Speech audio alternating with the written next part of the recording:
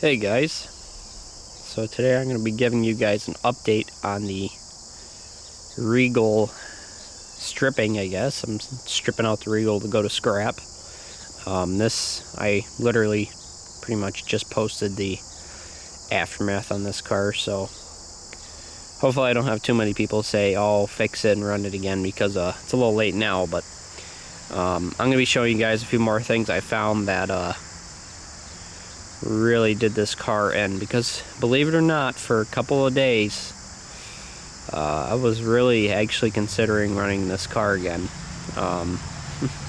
because it still has a lot of life up front, and I don't really like that. I don't like junking this car with so much life up front, but I found something pretty major wrong, and I don't know if I can even fix it. Well, first, this side isn't actually as bad as the other side.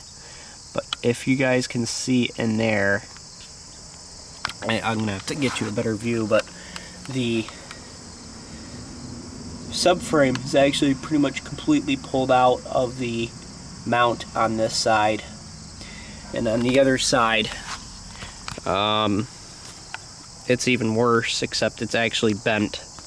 In a second I'm going to address this rear end because it's really bad. It's actually quite bad. Let's see. So in here, you guys will see, looking at that right there, it's not great lighting, but you can tell there's a kink in it, pretty heavy kink. And that's pretty much what's gonna screw over this car pretty much. Once I saw that, I'm just like, you know what? It's not really worth it. There's just so much work I'd have to do to this thing. It's just not worth how much rust this thing has. I'm going to show you guys the rear end, a little sneak peek. I'll be showing you guys more of this once I get everything stripped out, but it's just all twisted up in there. It's real bad. I'll be showing you guys the extent of the rust in the next video, which will be the final video on this thing, because I'm going to be tearing apart the suspension on the rear end and the front end.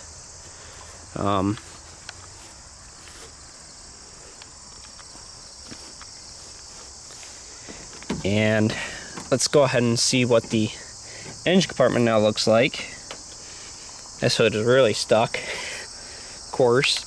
It gives me a problem every time I try to open it, so, but I don't mind.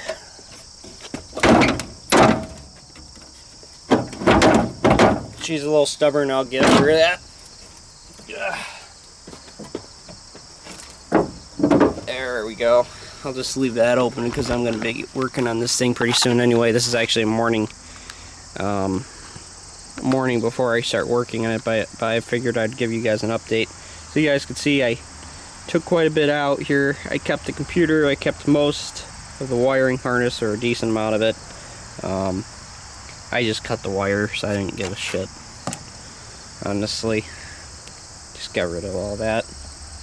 I've kept a few things. I might keep these motor mounts, actually. They're not that bad. These motor mounts I'm not keeping because they're too bent, but these actually are not bad, so I'm going to probably end up keeping those. Those are my custom motor mounts for this thing. Kept the water pump. I actually installed the water pump because the water pump on this car was no good. Kept the alternator and coil packs and a few other miscellaneous things around the motor. If I think of anything else, I'll grab it. Probably not going to save the power steering pump. And I don't know, I mean, a decent amount of the suspension is going to be coming out, especially on the driver's side. I think that side's actually perfect still, pretty much, except for maybe the tie rod. I'm not sure on that yet.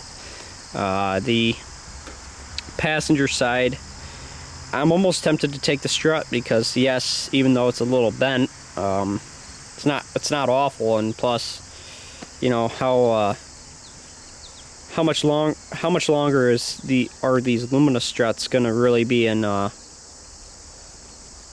around, really, because we see less and less Luminas every day, and overall, this strut's actually pretty clean still. I'm pretty sure this was the cleaner out of the two of the struts. And really, if you look in there, it's not a horrible bend.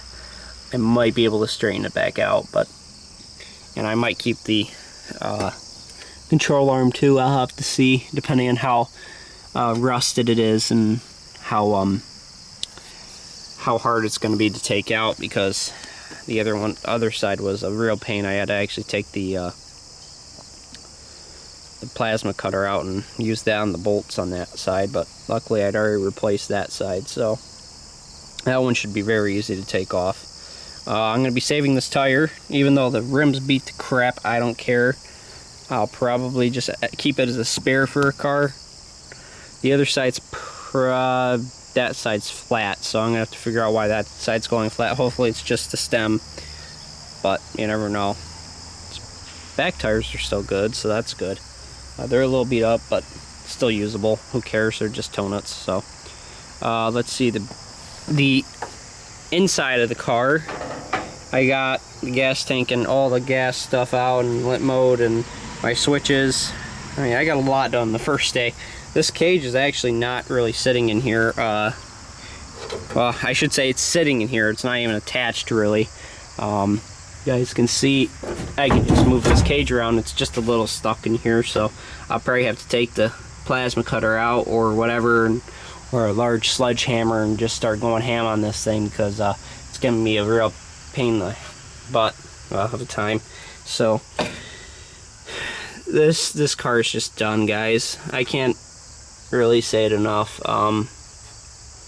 This rear end's just too far gone. If I tried straightening it, it'd just rip. I'm pretty sure it'd just rip this rear end right in half almost, with how much cracking is going on, or splitting of the metal. You guys can see there. Actually, that might be my notch, so that doesn't count.